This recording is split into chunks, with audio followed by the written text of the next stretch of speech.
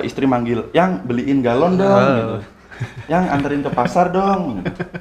Terus yang anak nangis, ini gimana? Hello bro, welcome to Cycle Podcast. Iya. Balik lagi bersama kita, Kang Ed dan Rizal Rahman alias Pak Rizal. balik lagi ya ke acara Cycle Podcast di mana kita mengundang ya narasumber gitu yang kita anggap cukup sukses lah ya di suatu bidang. Betul sekali Pak. Dan bisa memberikan nanti inspirasi ke teman-teman gitu. Iya, dari tepat sekali. kesehariannya apa gitu. Iya, dari hal yang sesimpel aja gitu. Nggak usah Jadi berat-berat. pengen jadi sukses gitu nggak usah yang ribet-ribet. Ya, nggak usah ribet-ribet. Role modelnya nggak usah Steve Jobs gitu. Iya. Ya. Itu kan semua orang yang di sekitar kita juga bisa kita tiru. Bisa kita tiru. Gitu. Itu. Nah, ini saya lihat juga Kang Ed masih dalam kondisi patah tulang ya. Aduh, Kang Ed ini kan punya ini kan ya apa keluarga nih, Iya, anak iya. juga masih kecil ya. Iya, kebetulan baru 7 bulan anak saya baru tuh. 7 bulan. Nah, ini mengganggu nggak sih dengan Nah, patahnya tulang? Iya, justru ngeganggu sih cukup ya. Maksudnya memang pas pertama patah tuh yang kepikiran justru keluarga Pak saya tuh. Ah. Jadi aduh kan lagi asik-asiknya gendong anak gitu ya, itu terganggu sih maksudnya cukup. Oh, jadi nggak bisa sekarang? Nggak bisa Pak. Oh. Jadi saya cuman bisa liatin aja gitu. Ya itu cukup Cuma bisa lihat. cukup lihat. Main apa juga ada? Nggak bisa Pak. Oh. Jadi ya itu sih ya, hal-hal yang paling apa ya, sakit tuh bukan tangannya, justru ya itu gitu, gak bisa main sama anak gitu ya, gak bisa main sama keluarga lah gitu, agak susah gitu, terhambat. Ya, patah satu tulang efeknya ini ya. Iya, Pak. Jadi harus kita syukuri ya. Ya harus kita syukuri kalau sehat tuh ya. Sehat tuh. Ya, kamu ya. Nah. Syukuri ya. Punya tangan dua masih berfungsi. Harus syukuri Pak. Untung aja ini saya nggak ngoding gitu. Kalau ngoding itu beda cerita satu tangan. Kerjanya nggak yang harus dua tangan. Iya, kerjanya nggak pakai tangan. Oke dah. Nah, ngomong-ngomong soal ngurusin anak ya dan keluarga. Betul, betul, Pak. Hari ini kita materinya mau mengangkat tentang parenting ya. Wah, cakep banget ya. Siapa itu Pak? Iya. Nah ini ada seorang lead software developer. Oh, lead Iya. software developer. Kerjanya remote juga. Oh, remote juga. Siap. Full Siap. sehari-hari di rumah. Iya, iya. Nah ini keluarga baru juga nih, seorang newbie. Saya Oh, juga newbie. Sama berarti Iya. kayak kita-kita ya. Baru punya anak kecil. Anak gitu. kecil. Kita pengen gali-gali nih seberapa kesulitannya tuh gimana Wah, gitu ya. menarik sekali kayaknya Pak. Gak usah lama-lama ya. Kita panggilin aja langsung ke sini Pak. Kita panggil Mas Aji. Mas Aji. Cai. Mantap. Gimana kabar? Kabarnya? Kabarnya gimana sekarang? Alhamdulillah, semoga baik. Oke, mungkin perkenalan dulu aja. Mas Aji ini keseharian karirnya gitu, terus tinggal di mana? Oke. Seperti apa gitu. Perkenalkan teman-teman, nama saya Pratama Setiaji ya. Iya. Jadi saya sekarang bekerja sebagai software developer. Software developer. Jadi kebetulan saya itu kerja dapat tempat yang pas banget tuh sesuai impian saya gitu. Impian. Jadi, dan setahu saya itu perusahaan nomor 1 remote work di Indonesia. Cakep. Mungkin teman-teman belum tahu ya, karena yang tahu itu nomor 1 cuma saya. Oh. Jadi nomor 1 bagi Mas Aji aja. Bagi Mas Aji. Oke. Beda ininya ya. Nah, kalau tempat tinggal saya di Jogja. Oh di Jogja. Di Jogja, jadi karena ini memang Si kantornya tadi di mana? kantornya ada di Bandung ya. Oh, di Bandung. Oh, base-nya di Bandung. Kantornya juga saya belum pernah lihat sih. Beneran ada kantornya apa enggak gitu. Tapi kalau yang penting kan tiap bulanannya ada yang masuk kan. Ah, itu sih Jadi, paling ya, penting mah ya. Aman lah, meyakinkan lah. Iya. Nah, ngomongin soal tadi kan yang penting masuk gitu ya. Masuk apa nih? Beda deh. Nah, ngomongin terkait tadi kan yang penting masuk, kan itu otomatis gaji ya berarti ya. Oh iya. Nah, untuk gajinya sendiri remote work tuh cukup lumayan atau gimana, kecil gitu kan, kebanyakan hitungannya per jam atau Ngaruh apa sih? nggak gitu? Ngaruh nggak sih? Terhadap ya. Nah, sayangnya kalau di Indonesia itu karena remote work belum terlalu bisa banyak diterapin perusahaan gitu ya. Iya. Jadi mungkin kalau ada perusahaan yang nerapin remote work pun itu nggak bisa ngegaji sesuai ekspektasi si developer itu. Tapi karena saya tadi di perusahaan nomor satu di Indonesia Nomor satu di ya, Indonesia. jadi menurut saya itu udah sangat mencukupi sekali untuk pendapatannya sebagai remote work. Wow, cakep. Jadi dapatnya ya sesuai ya kalau yang ini mah ya. Alhamdulillah sesuai ekspektasi saya dulu. Gak kayak freelancer berarti gajinya per project gitu. Oh enggak. Enggak ya? Jadi masih ikut gaji bulanan lah. Oh kayak full time gitu ya. Oke. Berarti pokoknya kerja di mana aja ya gaji masuk, yang penting uang ke istri anak jalan Nah, terus ya. itu. Itu paling utama ya. Benar. Nah, terkait kerjaan remote work nih ya. Kan otomatis kerjanya kebanyakan di rumah ya Mas Aji nih. Nah, itu si keluarganya gimana tuh? Oh, boleh dijelasin dulu ya. Mas Aji ini punya satu anak ya? Alhamdulillah satu ya? Satu anak dan baru satu istri. Baru satu istri. Aduh, ada rencana nambah lagi berarti. Sebelumnya nggak ada. Oh, sebelumnya nggak. Saya pernah dengerin suatu seminar gitu. Jadi tentang parenting. Kebetulan CEO perusahaan saya sendiri dulu. Oh gitu. Katanya kalau membagi waktu antara kerja remote sama keluarga itu agak repot. Nah, di situ saya nyimpulin mungkin agak repotnya karena istrinya itu baru satu. Jadi kalau anak rewel nggak ada yang bantuin. Oh. Nuh. Ini untuk ditiru ya. Untuk kan tidak. Oke. Baru satu anak dan baru satu istri. Baru satu istri. Kerja full remote di rumah ya. Itu gimana? Apakah tidak ribet gitu? Terganggu si pekerjaan atau seperti apa sih? Kalau ditanya ribet apa enggak, awalnya pasti ribet ya. Karena untuk memisahkan antara pekerjaan sama kehidupan di rumah itu susah. Jadi kelihatannya nyatu gitu. Oke. Keluarga di rumah sendiri tuh ngelihat saya di rumah cuma duduk di depan laptop itu Iya, kayak pengangguran. kayak pengangguran, bener kayak pengangguran. Jadi baru mulai duduk mau kerja gitu, mau ngoding tiba-tiba istri manggil, yang beliin galon dong, gitu. Yang anterin ke pasar dong. Terus yang anak nangis ini gimana? Tuh bantuin mandiin. Nah, Akhirnya awal-awalnya kepotong gitu. kerja, Kepotong. kepotong lagi. Oh. Jadi kerjaan mengganggu banget ini ke kehidupan pribadi. Awalnya. Oke. Lalu setelah itu Setelah itu gimana? Setelah itu apa yang diubah gitu? bikin strategi dong. Jadi dari hasil saya mempelajari dari CEO saya tadi, Oke. pentingnya mengatur waktu itu belakangan ini saya udah mulai nerapin strategi kayak bagi waktu. Jadi atur jadwal kayak misalkan bangun pagi nih, bangun pagi itu jam 9. Ini saya jam 9 bangun pagi ya karena habis subuh tidur lagi. Oh, oke. Tim tidur Nah, lagi. jadi Tetap sholat subuh kan? kadang. Kadang Ya, manusiawi lah ya, kadang-kadang terlewat gitu. Nah, jadi misalkan kan kerja jam 9 nih efektifnya. Saya kerja jam 9. Nah, jadi sebelum jam 9 itu saya sepakat nih sama istri kalau istri itu harus udah siap semuanya nih sebelum jam 9. Nah, karena kalau sebelum jam 9 itu saya masih bisa bantu jagain anak, masih bisa bantu mandiin anak.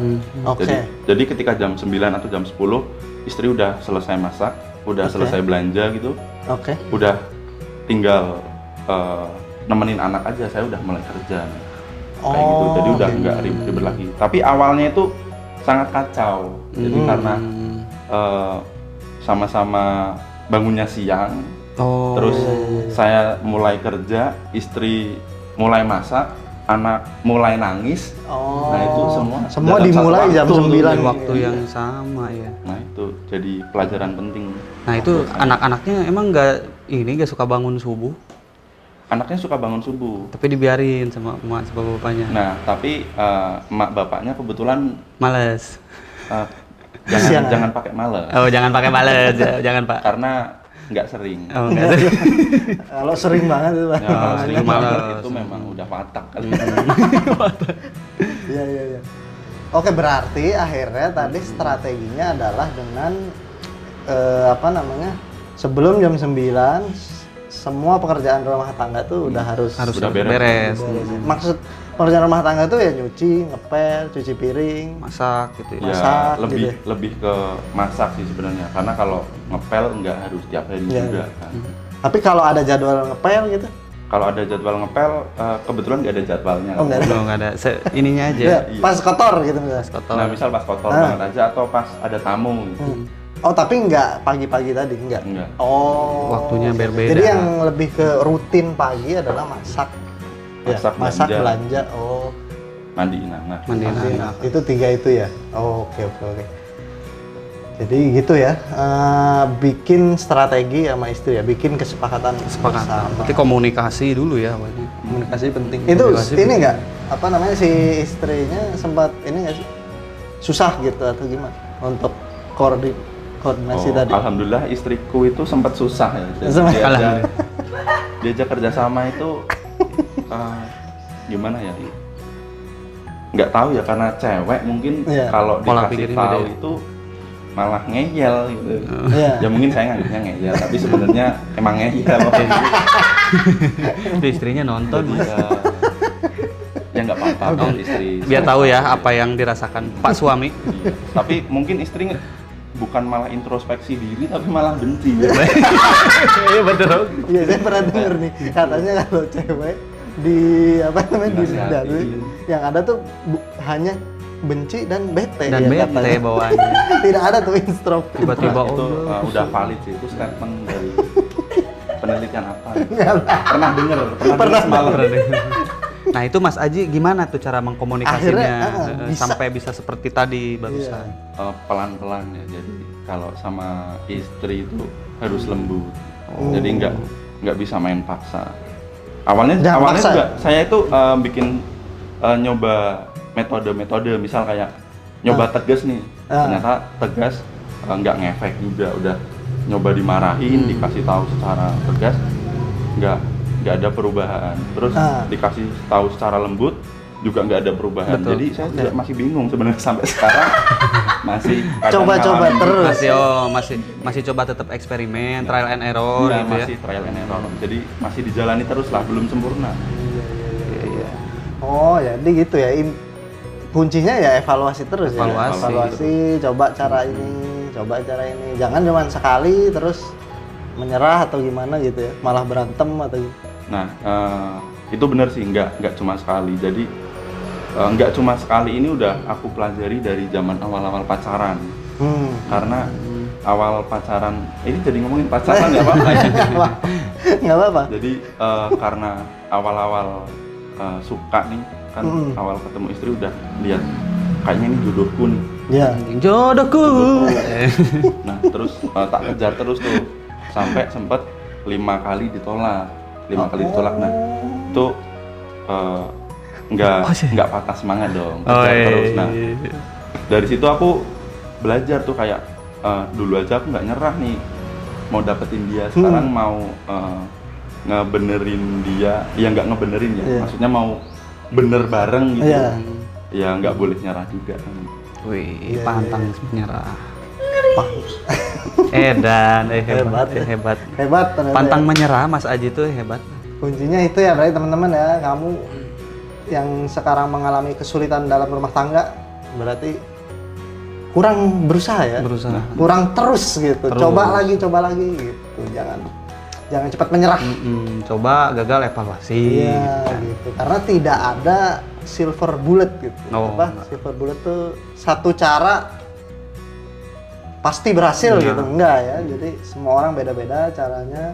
Yang penting terus mencoba gitu. Dan terus evaluasi. Oke. Akhirnya berhasil lah dia. Ya lumayan lah. Alhamdulillah lumayan. Lumayan. Baik. Akhirnya sekarang dari jam 9 ke sana bisa lebih fokus kerja. Oke. Nah, anak sendiri nggak Tiba-tiba datang, Iya, Bapak main gitu. pengen main gitu. Pengen main. Kalau anak ya jelas pasti begitu ya. Jadi tiba-tiba datang, buka pintu, gebrak-gebrak atau apa gitu. Di depan. Kadang juga tiba-tiba ngelempar apa Iya. ke laptop kan, karena laptop penting banget ya. Jadi anak aku nomor 2-in dulu deh soal itu. Oh, pada saat kerja ya. Pada saat itu. Anak nomor 2. Kalau anak bisa bikin lagi ya. Iya. Bisa gitu. Kalau project ngaco kan Malas ya ngoding ulang ya. Oke. Oke. Jadi tapi akhirnya gimana ini? Dinikmati aja atau gimana? Ya mau nggak mau harus dinikmatin aja sama dijalanin aja. Tapi nggak apa misalnya ada metode misalnya bilang ke anak sehingga anak akhirnya ngerti lama-lama gitu. Kalau ngasih tahu mungkin belum ya, karena anak juga belum bisa diajak ngomong. Jadi nggak bisa dikasih tahu. Iya, nggak bisa harus. Paling cuma biasanya kalau tiba-tiba baru kerja terus anak nyamperin, itu paling aku gendong, aku kasih ibunya. Berarti yang gitu. Wah, si bapak begitu gak Bapak? Tapi kalau aku mas ini mas, nggak tahu ini pandanganku bahwa sebenarnya anak walaupun kelihatannya belum ngerti kita ajak ngomong gitu, tapi kalau aku sih percaya sama pernah baca juga sebenarnya dia tuh nangkep gitu. Jadi sebenarnya nggak apa-apa kasih tahu, tetap tadi gendong gini, tapi kasih tahu terus gitu bahwa misalnya bapak lagi kerja ya gitu, kalau lagi temannya lagi kerja mainnya sama mama dulu untuk jam segini, nanti udah beres bakal main sama dia gitu. Iya. Awalnya emang nggak bisa mas, tapi ya setelah berulang-ulang balik lagi tadi sama kan dicoba-coba.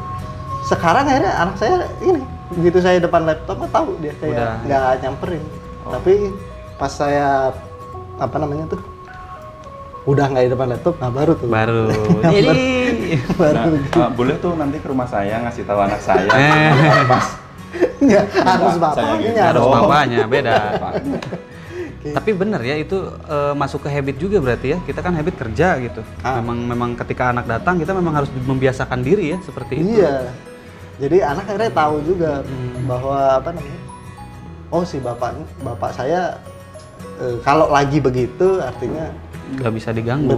Mainnya nanti lagi gitu ya. Tapi asal jangan bohong gitu. Nanti ketika bener udah beres, ya beneran kita harus main gitu. Jangan kitanya bohong setelah udah kerja terus kitanya nggak main, malah main HP gitu. Iya. Mungkin dia merasa terjolimi ya anak. Iya, anak juga harus kita penuhi. Haknya gitu. Ada hak asuh. Oke. Terus kalau ini mas, ya mendidik anak gitu ya sejak dini gitu. Ya zaman sekarang kan ini macam-macam ya ilmunya. Bahkan kayak yang ini bilang ini, dokter ini bilang ini, buku ini bilang ini.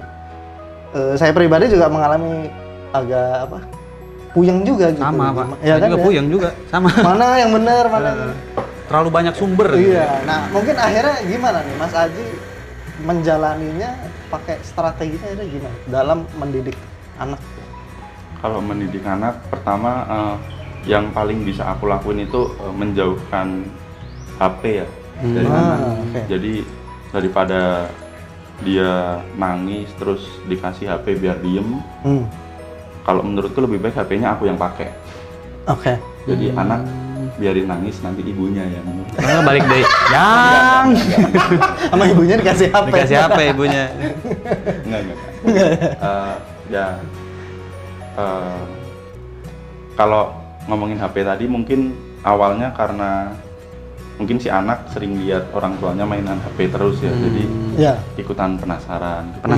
Tapi saya pribadi udah mulai kalau dekat sama anak nggak pegang HP nih. Iya. Oke. Jadi awalnya didik itu dulu, sama sering ngajakin komunikasi tadi. Jadi sering ngajakin anak ngobrol sebelum tidur atau pas dia baru bangun, pokoknya diajak komunikasi dulu. Oke. Jadi ya sebenarnya apapun yang mau kita ajarkan, kalau menurut Mas Aji kuncinya tadi dua itu ya. Yang penting jauhin HP sama banyak-banyak komunikasi. Sama ngasih contoh sih. Ngasih contoh juga ya. Contoh yang baik nih. Iya. Ya misalnya kalau pengen ngajarin ngomongnya bagus ya, bapak ibunya ngomongnya harus bagus juga gitu ya. Nggak ngomong kasar. Iya. Mau makan yang bener di atas meja gitu ya. Itu dibiasain hal seperti itu ya. Iya, makan di atas meja ya. Naik kan dia. Kan teboga kursi. Iya. Nu ayam meja di atas meja, yang nggak ada ya udah nggak apa-apa di karpet aja gitu. Asal jangan di atas kasur makannya. Kayak loba sirem. terkait nanti mengajarkan kejujuran atau misalnya ngajarin sholat segala macam itu mah mudah lah ya, mengikuti ya. Yaitu ya, Jika mengikuti. 3 hal tadi dilakukan kuncinya. Gitu. Gitu ya. Jadi jauhkan HP, banyak-banyak komunikasi dan kasih contoh. Kasih contoh yang baik. Gitu. That's right lah, menarik lah. Nah ini untuk buat teman-teman yang masih ini ya, masih newbie nih, masih newbie pernikahan kan ada yang baru banget nikah kan ngerasa kayak wajib masih seneng-seneng. Nah tips-tipsnya apa nih buat yang menikah terus baru kerja, bukan baru kerja ya, baru nikah, kerjaannya mirip-mirip kayak Mas Aji nih. Ada tipsnya nggak? Tipsnya agar apa nih? Ya agar menjadi ini keluarganya apa? Oh, balance. Balance ya. Jadi, antara kerjaan yang tadi kan diobrolin. iya. Ada nggak tipsnya nih Mas? Biar lebih mudah lah. Kalau dari yang udah pernah saya alamin ya, Iya. jadi tipsnya itu apa ya? Saya nggak pernah mikirin tips-tips gitu sih. Jadi sebenarnya jalanin aja sih, jalanin aja. Nanti berdua suami istri itu pasti akan nemuin kayak tips mereka sendiri yang pas gitu. Daripada ngikutin tips orang lain karena kayak tadi yang diomongin kondisi orang kan beda-beda. Betul, pasti Dan beda. biasanya orang itu akan lebih sadar kalau dia jatuh sendiri ke suatu lubang gitu, kena masalah sendiri dia baru akan lebih sadar daripada dikasih tips hidup lu kan beda gitu. Iya. Benar sih, benar. Oke. Jadi yang penting jalanin aja nih. Nanti ya pasti akan nemu caranya sendiri nih untuk masing-masing Untuk keluarga. memecahkan tiap masalah rumah tangganya mereka ya. Benar. Rumah aja. Nggak dapet ya. Nggak dapet. Apa yang harus di... Jangan takut jatuh ke lubang yang sama. Wah itu. Saya soalnya ini Kang Ed bahas soal apa namanya? Ya pernikahan, anak segala macam saya Nikah emosional. lagi. Emosional ya. Wah, iya. Istri lu nonton Jadi Jal. agak speechless gitu. Sih. Karena saya ngerasain sendiri emang nih Mas bahwa cukup boleh dibilang cukup berat sebenarnya. Bener nggak? Maksudnya ya Benar. ya senang segala macam tapi sebenarnya lebih berat dibanding saat menjadi bujangan. Bujangan gitu. sih. Bener nggak atau enggak? Kalau saya sih, Kalau menurutku enggak sih. Oh, enggak Lebih ya? enak sekarang karena ada yang ngurusin. oh iya. Dulu yang ngurusin diri sendiri. Dulu malah diri sendiri nggak terurus. Makanya dulu berat. Oh, oke. Nah ini menarik nih. Beda ini, menarik. Jadi justru sekarang malah selama punya anak dan istri gitu malah lebih ini ya. Lebih happy. Lebih nyantai. Iya. Iya. Kalau diomongin lebih nyantai ya memang Enggak. Enggak juga. kalau ini memang lebih nyantai ya, setelah punya istri. Kalau dulu tuh sebelum menikah atau sebelum punya anak itu malah kadang resah sendiri karena pikirannya itu malah kemana-mana. Kalau sekarang itu pikirannya lebih fokus ke keluarga sama anak kayak gitu. Jadi Ada tujuan baru ada gitu. tujuan baru Oh, jadi oke. malah nggak ribet ngurusin yang aneh-aneh lah. Oh, oke. Gitu Oke ya. lah, kesimpulannya jadi kalau yang mau nikah, kalau yang enggak. Yang punya anak. Punya anak. Bikin aja gitu. Bikin aja. Nah, ada rencana nambah lagi anak dalam jangka waktu dekat? Belum. Oh, belum. Jadi kan lihat dulu situasi kayak kondisi keluarga sekarang itu, terus kesiapan antara aku sendiri sama istri kayak gimana ya. Untuk sekarang masih belum. Kesiapan waktu, finansial juga ya. Oke.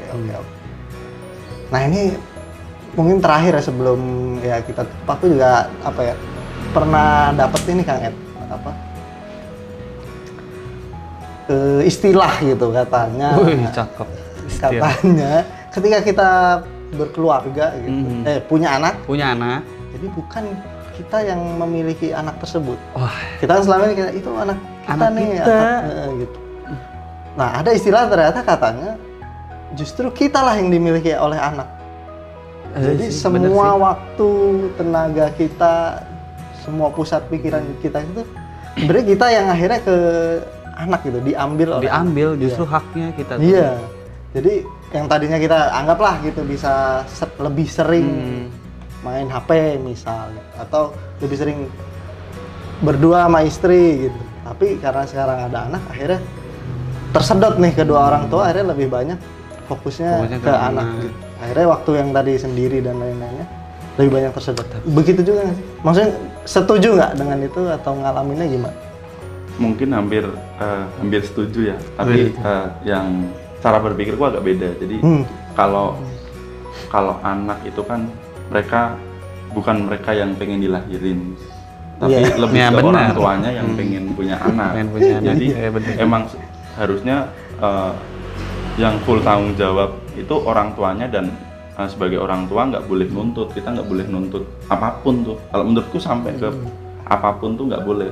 Yang penting kita bantu ngarahin ke jalan yang menurut kita baik, tapi nggak boleh maksa. Benar. Terus kalau misal kayak waktu kita jadi terpotong tuh, nah kita jadi harus berkorban. Sebenarnya istilah kita berkorban itu tinggal lihatnya dari mana sih?